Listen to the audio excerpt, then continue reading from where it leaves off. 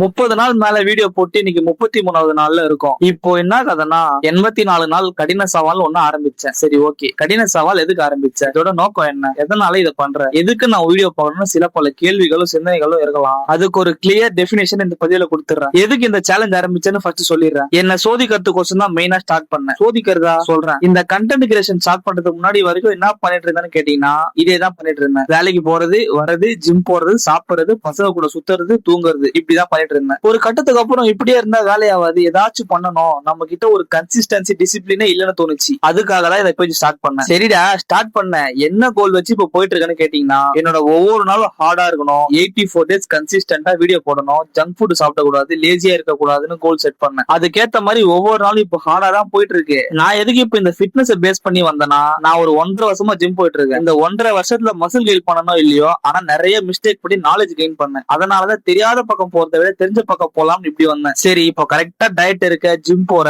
இந்த 3 மாசம் என்ன பண்ண போற, ஃபேட் லாஸ் பண்றியா, வெயிட் கெயின் பண்றியா, வெயிட் லாஸ் பண்றியான்னு தோணும். நான் ஆரம்பிக்கும் போது ஸ்பெசிபிக்கா எதுவும் நினைச்சு ஸ்டார்ட் பண்ணல. இல்லைன்னா ஃபர்ஸ்ட் டே ஸ்டார்ட் பண்ணும்போது சொல்லிருப்பேன். இதே நான் இப்போ ஒரு கோச் ஹையர் பண்ணிருந்தா நான் சொல்லிருக்கலாம் இதான் பண்ண போறேன்னு. ஆனா நம்ம கோல் அது இல்ல. அதுக்கப்புறம் தான் தோணுச்சு சரி நம்ம லைட்டா கட் பண்ணி 6 பேக் ட்ரை பண்ணலாம்னு. ஆனா நான் அதை எதுலயுமே சொல்லல. சொல்லிட்டு அப்புறம் வைக்கலன்னு அசிங்கமாயிடும், அதான் சொல்லாம இருந்தேன். இப்ப சொல்லணும்னு தோணுச்சு, சொல்லிட்டேன். சோ ரிசல்ட்டை பார்க்க கண்டிப்பா ஒரு ஃபாலோ பண்ணிக்கோங்க. மகிழ்ந்திரு. பை பாய்.